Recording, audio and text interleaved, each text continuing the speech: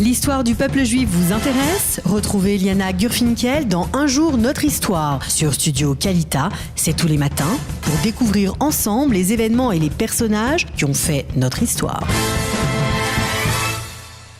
Boker Tov Daniel.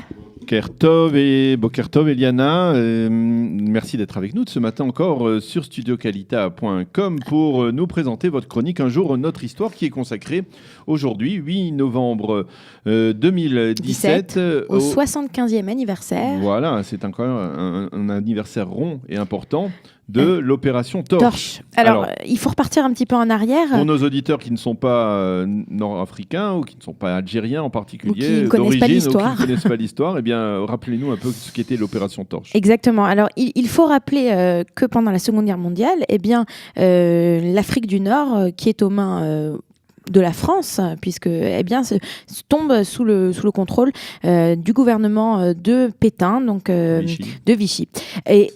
Et c'est l'intérêt des Américains et des Alliés de prendre en fait le contrôle de toute cette partie, puisqu'il y a de fortes oppressions de l'Union soviétique qui dit qu'il faut absolument ouvrir un second front, que c'est trop dur, ils ont trop de difficultés à résister à Hitler, et donc il faut absolument ouvrir un second front, et ce second front en fait va être ouvert par l'opération Torche. Alors l'opération Torche, c'est en fait dans la nuit du 7 au 8 novembre 1942, un débarquement qui va se faire cette fois-ci.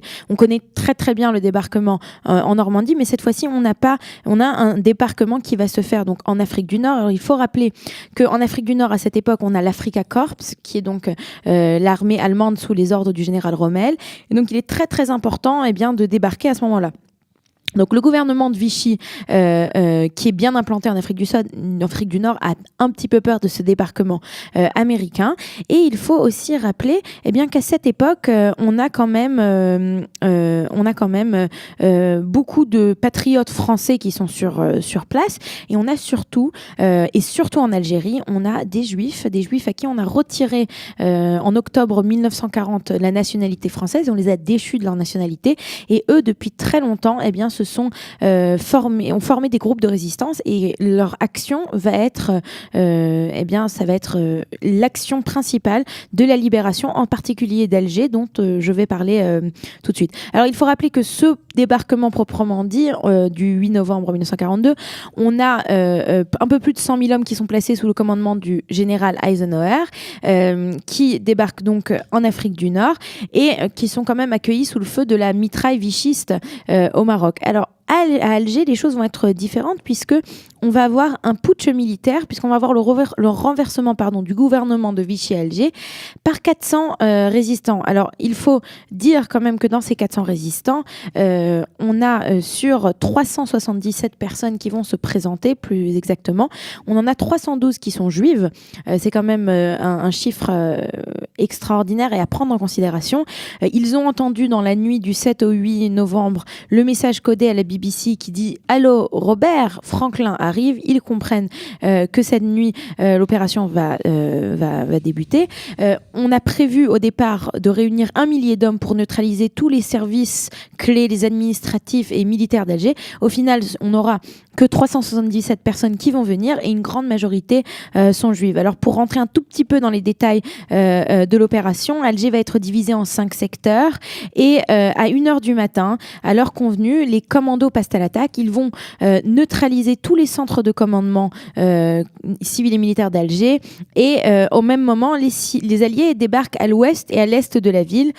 Au départ, le plan était de rejoindre le centre-ville en 2h30 grâce à l'action des groupes de résistance, mais il faut dire que le général Ryder, qui était le commandant en chef des forces armées du débarquement, il n'avait pas vraiment confiance en l'efficacité de ces résistants. Il faut aussi rappeler, très important, qu'il était censé quelques semaines plus tôt livrer des armes, chose qu'il n'a pas faite. Donc ces résistants ont des fusils qui datent de la guerre de 14 et n'ont pas véritablement tous les moyens ou tous les outils de réaliser la prise d'Alger. Et donc en fait, lui ne leur fait pas confiance. il va changer les plans. Les forces alliées vont donc mettre plus de 15 heures pour rejoindre à Alger les résistants, alors que les résistants, eux, ont fait leur travail très rapidement et ont pris Alger. Alors, ce qu'il faut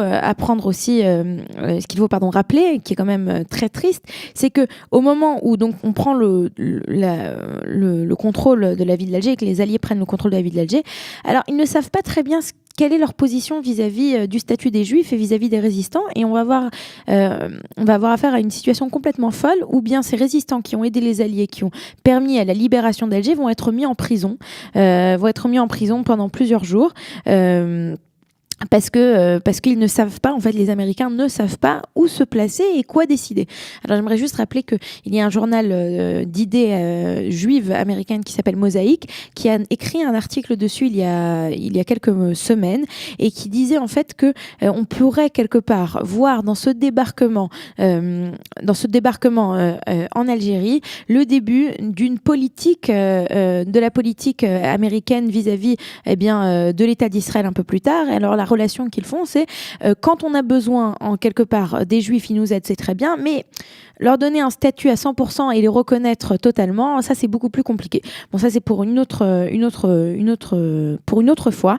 Mais donc c'est de ce débarquement extraordinaire, et surtout plutôt l'action extraordinaire de la résistance qui était à 80% juive, dont je voulais vous parler aujourd'hui, et dont je voulais vous parler aujourd'hui. À la date d'aujourd'hui, c'était il y a 75 ans, l'opération Torche.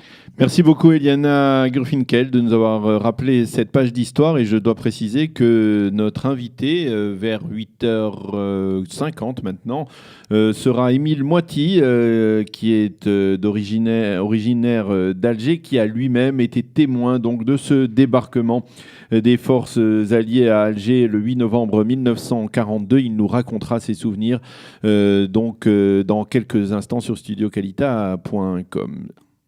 On marque une pause et on se retrouve tout de suite après pour la revue de la presse et des médias. Vous aimez l'histoire juive ? Retrouvez Liana Gurfinkel dans Un jour notre histoire sur Studio Calita. C'est tous les matins pour découvrir ensemble les événements et les personnages qui ont fait notre histoire.